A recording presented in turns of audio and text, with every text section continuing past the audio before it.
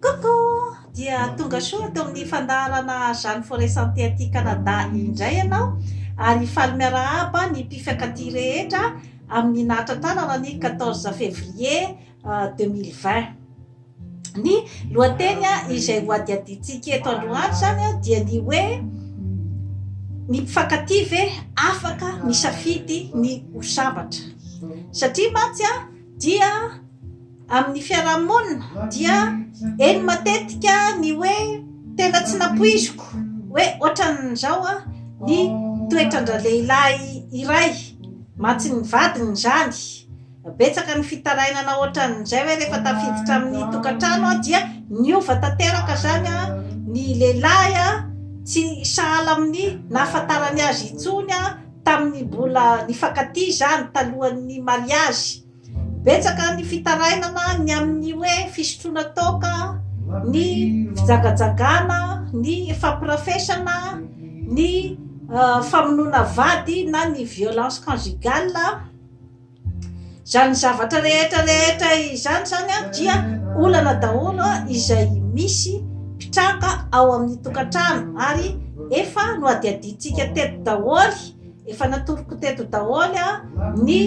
lafiny rehetrarehetra momban'ireo olanolana izay mety mitranga zany ao amin'ny tokantrano,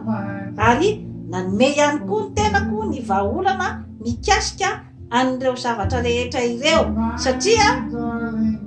matetika zany dia ankinina amin'ny vitana sy ny anjara daholo ny zavatra rehetra izay mitranga ao amin'ny tokantrano, kanefa dia olon-droa no mitondra ny tokantrano, olon-droa manam-panahy, manan-tsaina ary manam-batana, ary indrindrandrindra moa zany amin'izao fotoana izao dia efa maro dia maro ny mpivady izay samy nahita fianarana ary samy nahita fianarana ambony, kanefa dia ny zavatra mitranga dia ohatriny hoe arakaraky ny androsoana amin'izay fahalalana izay nefa no mabetsaka ihany koa ny tsy fetesana eo amin'ny tokantrano, ka ao indrindra zany mantsy no hoadiadintsika zany izay lafiny izay, satria mantsy ny hoe filazana fa hoe tsy misy vahaolana ny resaka fifampitondrana ao an-tokantrano, fa resaka fifankatiavana io, rehefa tsy mifankatia intsony dia izay zany midika fa rafa zany ny fitiavana ao amin'ny tokantrano. Misy ihany koa zany ny hoe fisehoan-javatra izay atolaka foana any amina resaka circonstance zany ny tsy fetezana, fa tsy tena mijery akaiky zany hoe inona marina ny olana, satria raha tamin'ny andro taloha matsy zany ny mpivady dia hoe mivoaka ny trano zany rehefa andehanabady raha tovovavy dia izay zany no averiberina aminy ny amin'ny hoe mandefera ninninona zany zavatra hoe mitranga ao amin'ny tokantrano zany dia izay zany ny efa hoe atao votinanatra mihitsy zany ny vehivavy hoe mandefera, ary atao votinanatra koa ny mpivady ny amin'ny hoe fato ny isarahana. Tamin'izay fotoana izay zany dia hita tokotrany fa nateza ny tokantrano, ary dia vitsy dia vitsy izany atao fisaraham-panambadiana zany tamin'izany andro zany, satria dia manaraka amin'ny atsakany sy andavany zany nianatra izay ataon'ny ray aman-dreny ny mpivady alohan'ny hivadiana zany. Tsy misy maharatsy an'izay zavatra zay, satria mantsy dia hoe efa misy foto-kevitra iaingana zany alohan'ny hidirana ao amin'ny fanambadiana, ka dia tsy miana amin'ny foto-kevitra io zany fa dia io zany ny hoe efa napetraka ny hoe lambana koa fato ny isarahana ary mandefera. Ankehitriny nefa zany dia efa somary mivavaha zany izay zavatra rehetra izay, satria mantsy hoe rehefa misy koa ny fivoarana, rehefa misy koa ny fandrosoana eo amin'ny resaka fahalalana, araky ny eritreritro dia izay fandrosoana amin'ny resaka fahalalana izay indrindra no tokony ampijery lavidavitra kokoa zany a ny mpivady. Ny zava-misy nefa dia ny hoe ny fahalalana no betsaka fa ny saina mbola tery de tery, somary magagagaga ihany a zany a izay toe-javatra zay indrindrandrindra zany a eo amin'ny mpivady malagasy nanaovako an'ity émission ity, satria rehefa miakatra ny fahalalana araky ny eritreritro dia tokony zany a isy kapasité d'analyse bebe kokoa na eo amin'ny lehilahy na eo amin'ny vehivavy. Nefa matetika nefa izay zavatra zay a dia tsy hita izay hoe fahaizana mamakafaka arakaraky ny hoe habetsaky ny fahaizana ao aminao, dia tokony mba isy koa zay hoe fahaizana mijery ny fiainana izay. Indrindrandrindra zany a eo amin'ny lehilahy zany a no tena itenena koa an'izay zavatra zay, satria ny zava-misy zany dia hoe matetika zany a efa nandalo-pahalalana daholo zany a ny akabeazan'ny mpivady, tsisy maharatsy an'izany.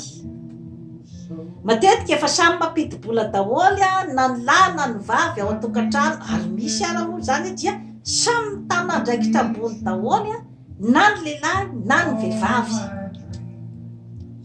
Ny zava-misy nefa manoloana amin'izay zavatra zay matetika zany amin'ny tokantrano malagasy dia izay karazana fivoarana izay a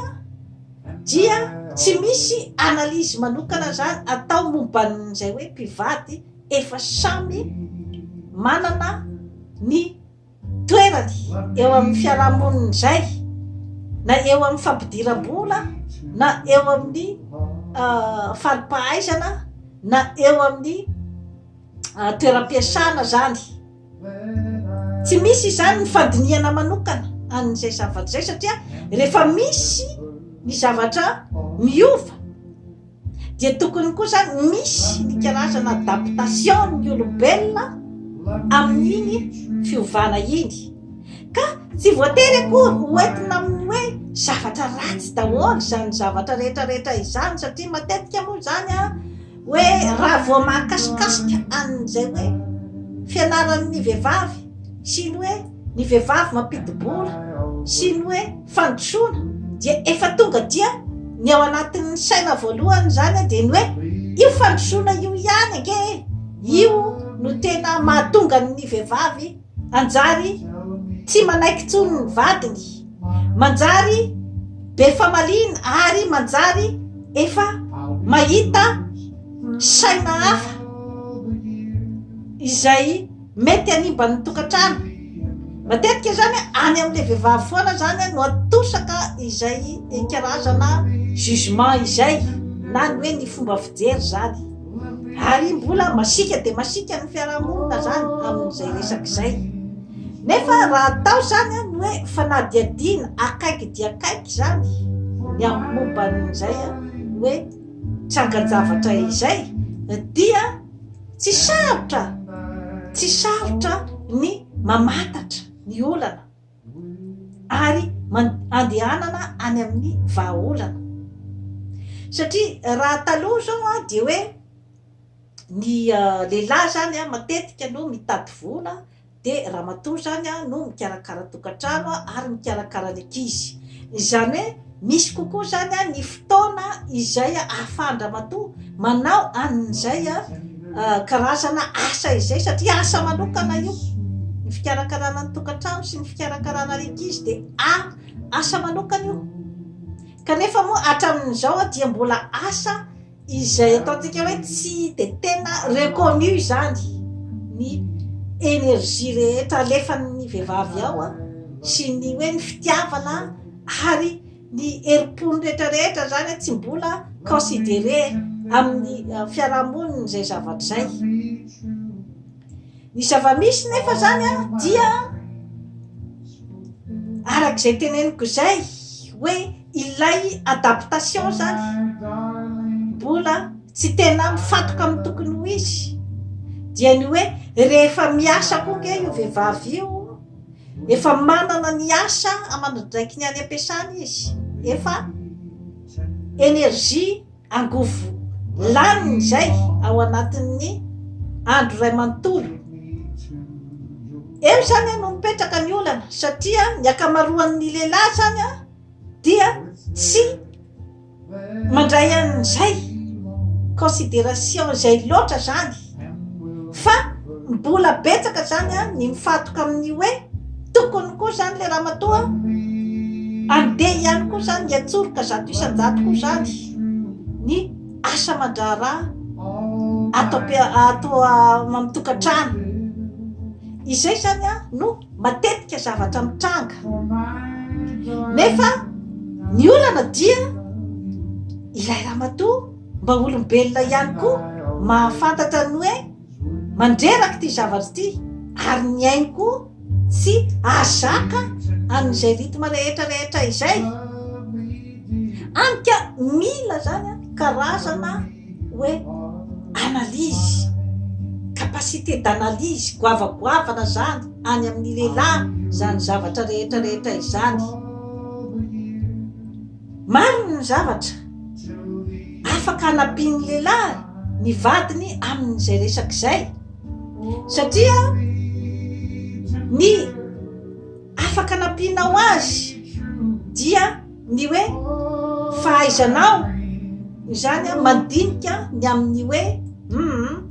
angamba tokony kosa zany a mba ho alefahako zany a ny atmosfera rehefa miditry ny trano a ity vadiko avy ny asa ity trovany asa mandrara tany ivelany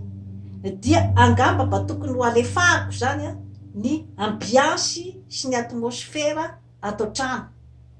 visy dia visy nefa ny eritreritra zavatra ohatran'izay afaka anampianao azy ny hoe raha ohatra moa zany any Madagasikara dia hoe misy ny ampanampy sy ny sisa fa matetika moa zany a raha ohatra ka aty ampitan'ny ranomasina zany indrindrandrindra ty amin'ny tany vaventy a dia ny mpivady ihany zany a no tsy maintsy manao ny raharaha ao an-trano dia amin'izay fotoana izay zany a dia eo a no mila ny fahatakaran'ny lehilahy hoe tokony kosa angamba mba anampy andramatoa amin'ny resaka nahandro amin'ny resaka fampirimana trano amin'ny fikarakarana ny zaza izay zao a dia efa misy karazana zany hoe compréhension goavagoavana avy any amin'ny lehilahy zany mety hanamaivana ny atmosfera sy ny fifandraisana ao an-trano ary mety apetipety kokoa ny fifandraisana natao koa raha hoe mety misy koa ny lehilahy tsy de tena havanana izy amin'izay resaky zay hoe ny fikarakarana ny ao an-trano ny nahandro sy ny sisa fa mba manamaivana izy ohatra ny eo amin'ny resaka hoe tsy fagidragidrana andramatoa zany rehefa miverina ao an-trano ramatoa ny fanambatabazana azy ny fanaovana ny zavatra rehetra izay hoe inona no zavatra mety mba mahafalifaly nyity vadiko ty ohatra zay zavatra mba azonao atao izany zavatra rehetrarehetra izany a dia afaka anampian'ny lehilahy ny vadiny na de atao raha hoe tsy dia havanana izy zany ao ihany koa afaka anampiana azy koa dia ny hoe tsy faneriterena azy be loatra ny amin'ny hoe tsy maintsy mamirapiratra ny trano isan'andro tokony misy foana izay karazana hoe mba laisser aller izay amin'ny fotoana hoe mahareraka ny mpivady dia tokony mba misy zay hoe karazana fahatakarana ny amin'ny hoe inona moa no tsy maintsy de anaovako an'ity trano ity isan'andro mamirapiratra nefa tsy maintsy andeha anenjika ny asa, tsy maintsy anenjika ny fikarakarana ny ankizy sy ny zavatra rehetra ny pitsopitsony rehetra. Zay kosa nefa tsy midika hoe dia hoe ijanona ilona ao anatin'ny korotana sy ny loto ny tokantrano rehefa hoe mba misy izay ataontsika hoe laisser aller izay, fa tsy tokony kosa zany hoe de isy ny karazana pression be loatra na eo amin'ny resaka hoe humeur zany, dia tokony mba miezaka ny mpivady ny mitady hoe inona no zavatra apety ny humeur, na de atao ara hoe samy efa reraka any amin'ny toerana izay ny santany. Misy ny vahaolana maro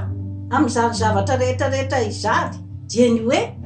mba misy fotoana hoe mba miaraka ny mpivady zany sy ny ankizy mandeha misakafo amin'ny restaurant, na de atao ara hoe tsy isan'andro no andeha any amin'ny restaurant, fa mba misy fotoana hoe indray isan-kerinandro koa miakina amin'ny budget tsirairay ihany koa. Tsy voatery koa nefa hoe tsy maintsy restaurant luxe be koa no andehanan'ny mpivady, fa arakaraky ny hoe fahafahana mividy. Misy ny variété ny prix rehetrarehetra any amin'ny karazana restaurant na aty Andilam-bato zany zavatra zany na any Madagasikara. Ka ny famoronana zavatra madinidinika ohatran'izay zany dia zavatra mapety ny fifandraisan'ny mpivady, ary ny fahaizanao dia tokony hoentinao foana zany mandeha any amin'ny positiva. Raha vao resaka fitiavana no lazaina dia tsy maintsy mirona amin'izay atao hoe pozitiva izay ny mpivady vao afaka hitana tokantrano ary afaka hamorona. Teneniko mantsy izay resaka hoe mamorona ny hasambarana ao an-tokantrano, satria ny mpivady ny mamorona an'io. Tsy misy ny hasambarana mirotsaka avy any an-danitra zany, tsy manao effort, tsy manao ninninina dia hoe hirotsaka avy any an-danitra ny hafaliana sy ny hasambarana sy ny fetezana ao amin'ny tokantrano. Raisiko amin'izany zavatra rehetrarehetra izany dia ny hoe ny resaka ataontsika hoe zany hoe lehilahy anankiray ohatra, olombelona ianao, afaka mifehy ny tenanao ny amin'ny hoe resaka fikasihan-tanana, violence conjugale, afaka adiadinao ny momban'izany, indrindrandrindra raha ohatra olona nianatra ianao hoe inona no mety mahatonga ty zavatra ity. Efa nazavaiko teto betsaka no mety ho antony, ao anatiny koa ny hoe resaka fisotrotoka na ny fandraisana zava-mahadomelona, ao anatiny koa ny mety hoe resaka ara-psikolojika zany, na ny hoe ny pulsion zany hoe ny olona izay tsy mahafehy ny fietsepony, tsy mahafehy ny fietsika izay ataony zany. Zany zavatra rehetrarehetra izany dia mila fitaizana vatana, fitaizana saina, fitaizana ny fanahy. Ary rehefa hitanao fa tsy mahadomina, tsy mahametrize ny fietsika ao ianao dia tokony anatina olona afaka anome hevitra anao, anoro lalana anao. Eo ny dokotera afaka hitarainanao ny amin'ny zavatra rehetra izay misy, satria mety misy ihany koa ny aretina izay mety mitondra hatrany amin'ny karazana herisetra. Izany zavatra rehetrarehetra izany efa nazavaiko teto daholo ny hoe resaka fisotrotoka sy ny fidorohana zava-mahadomelona. Inona ny antony? Maro dia maro ny antony, ka matetika zany asiana excuse foana, rehefa mamony izy no mikapoka sa ve hoe rehefa te hikapoka izy dia mody misotro kely. izany zavatra rehetrarehetra izany a dia zavatra raha hoe olona zany a ka hoe nandia fahalalana dia tokony mba ho afaka zany anadiady ny hoe inona marina ny mety mahatonga an'izao fihetsiko zao ataoko fa hoe ny zavatra rehetrarehetra dia ahitam-baolana efa nazavaiko teto daholy a ny amin'ny hoe inona ny mahatonga ny lehilahy mampirafy misy koa moa ny fanontaniana izay mipetraka hoe inona koa no mahatonga ny vehivavy mampirafy misy nametraka n'izay fanontaniana zay ka misy antony daholy na ny fampirafesana eo amin'ny lehilahy na eo amin'ny vehivavy izay tokony ho jerena akaiky. Misy ny zavatra tsy ampy, misy ny fifampitondrana izay tsy mandeha amin'ny laony angambany mahatonga ny andanina ny ankilany andeha hitady avy any velany ka ireny zavatra rehetrarehetra ireny zany a dia tokony hoe rehefa mandeha ny fahalalana eo amin'ny mpivady dia tokony ihany koa zany izy ahay hitady vahaolana natao ara zany hoe tsy vahaolana avy aminy zany fa vahaolana izay a misy olona afaka hanampy azy amin'izay resaka zay satria efa misy izao a amin'izao fotoana izao a ny hoe psikology izay miandraikitra ny mpivady ohatra ny olanolana rehetra eo amin'ny mpivady misy ihany koa zany a ireny hoe coach de vie reny a lay olona mpanoro lalana zany a amin'ny fiaim-piainana andavanandro ny fiainan'ny mpifankatia ireny zany a dia rehefa hitanao fa tsy voavahanao ny olana dia tokony mba mahay manakina an'ireny olona reny satria efa averimberiko eto foana fa ny karazana fananana ny humilité na ny fanetretena amin'ny fiainana dia zava-dehibe indrindradrindra zany a raha ohatra ka te hiroso amin'ny tsaratsara kokoa amin'ny zavatra rehetra izay atao ka ny mpivady zany a dia tokony hanana an'izay ataontsika hoe karazana fanetretena izay a ny amin'ny hoe fahafantarany ny tenany ny amin'ny hoe fahafantarany hoe aiza ny forceny ary aiza ny faiblesse ny roatota dia tokony hahafantatra an'izay zavatra zay ary tokony ihany koa hahafantatra ihany koa ny force sy ny faiblesse ny olona izay miaraka aminao satria zava-dehibe ny fahaizanao zany a manaiky an'ilay olona amin'ny fahalemeny tia azy a na dia eo ara ny fahalemeny raha ohatra ka hoe izay fahalemeny zay a tsy manembatsembana ny maha olombelona anao zava-dehibe zay zavatra zay fa raha ohatra kosa hoe mandeha any amin'ny famotepotehana ny maha olombelona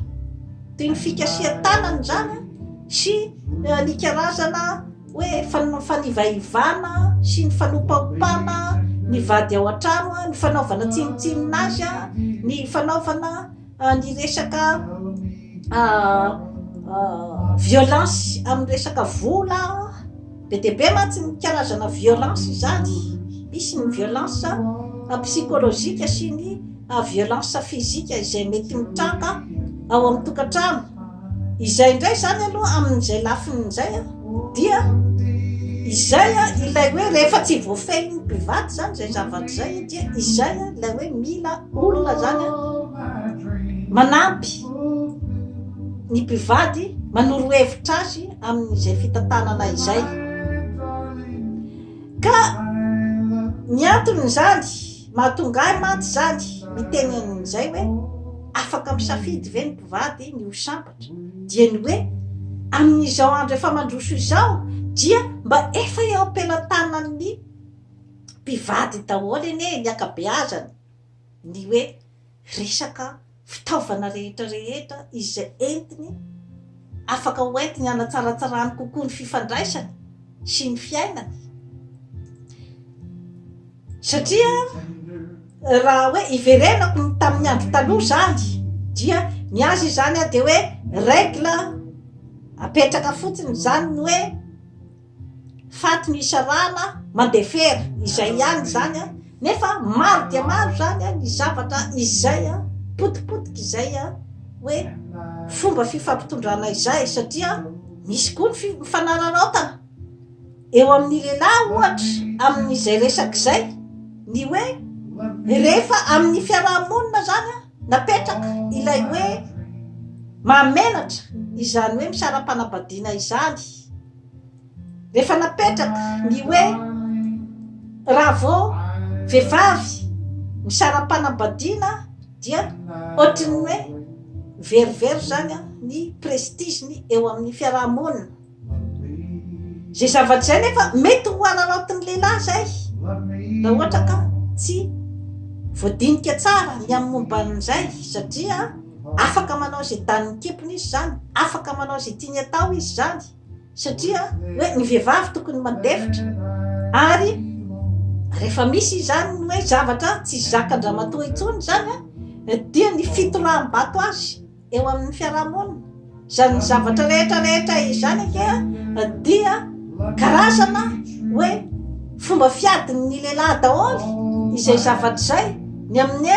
vagahy ny afaka akaisa lotoko eto fotsiny momban'iny, vita ny passeport ny ray manontolo dia tsy manana voninahitra tsony iny a eto amin'ity fiarahamonina ity. Misy daholy zany zavatra rehetrarehetra izany ka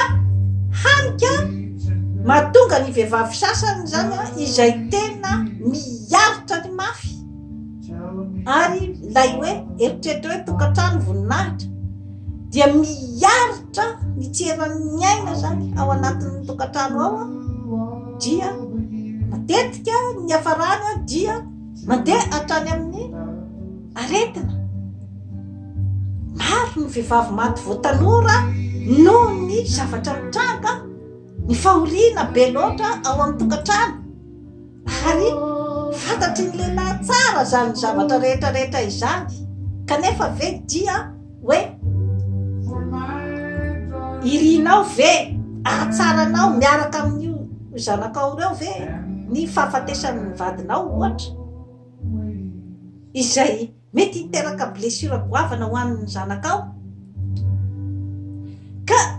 izay zavatra rehetrarehetra izay na ho anao vehivavy,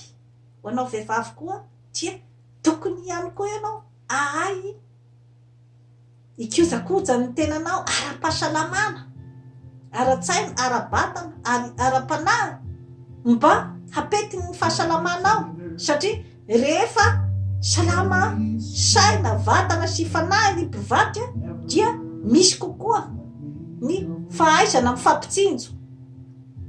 sy ny fahaizana andeha any amin'ny projet tsaratsara kokoa amin'ny fiarahamonina, izay a mapetipety ny fiarahana, izay a mapetipety ihany koa ny fahasalamana, mapetipety ny humeur sy ny zavatra rehetra izay atao. Ka efa nazavaiko teto daholy zany a ny akabeazan'ny hoe inona ny olanolana misy eo amin'ny mpifankatia, inona ny zavatra tokony atao, ary inona no entina anatsaratsarana kokoa, dia ao anatin'ny ataontsika hoe créativité na ny famoronan'ny mpivady io zavatra io. Izany hoe na ny andaniny na ny ankilany dia samy mamorona hoe inona daholy ny zavatra izay mety apetipety angamba ny fifandraisanato arakaraky ny toetrany tsirairay ihany koa, satria ilay manao copie-coller bêtement fotsiny koa hoe izao zany ny fanao ny arakoto sirasoa atom-badika ka ohatrany metimety tokoa ny fanambadiany zareo a, fa ry zareo dia ohatran'izao sy ohatran'izao ny fomba fitondran'ny fiainana, ka maninona koa moa ny tsika raha mba atao ohatran'izay. Izay le tena manapoizina ny fanambadiana, satria tsy misy ny problème copie-coller izany ary tsy misy ny vahaolana copie-coller fa io tsy misy théorie manokana ny fitiavana fa ny zavatra izay hoe asehoko eto dia ny hoe inona ireo karazana fisehoan-javatra ara-biolojika ara-psikolojika izay fahita matetika zany amin'ny vehivavy sy ny lehilahy dia misy ny atao hoe zany hoe principe de base na ny hoe zavatra fototra zany hiaingana indrindrandrindra moa zany dia tsy maintsy misy ny fitiavana ao amin'ny tokantrano fitiavana izay mety miseho amin'ny endrika maro efa teneniko teto inona ny atao hoe amour passion inona ny atao hoe coup de foudre ary inona ny atao hoe amour de raison izany zavatra rehetrarehetra izany zany nazavaiko teto mba ho fantatra hoe inona izay zavatra zay ahafahanao zany mandanjalanja ny hoe ohatraohatry ny ahoana tokoa moa zany ny endriky ny fitiavana ato amin'ny tokantranoko dia arakarak'izay no entinao zany hamahana ny olana sy ahafahanao manatsaratsara kokoa zany ny tokantranonao satria ianao ihany ny mpivady no manoratra ny tantarany ary ny mpivady no manorina ny taranany ny mpivady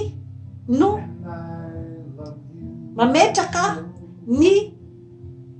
lalana rehetra izay itondran'ny tokantranony ary dia ireo taranaka teoriana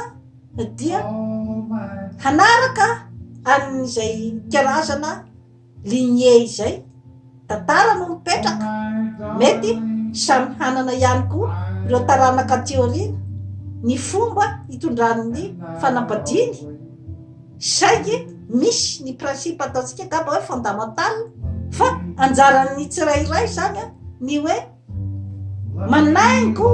sy ny hoe mikaroka hoe inona zany no entiko andravahana an'ity fifankatiavana ity dia toy izay indray tompoko lahy sy tompoko vavy no azona tolotra anao an'io ary dia mirary Saint Valentin ho an'ny mpifankatia rehetra. Bye bye.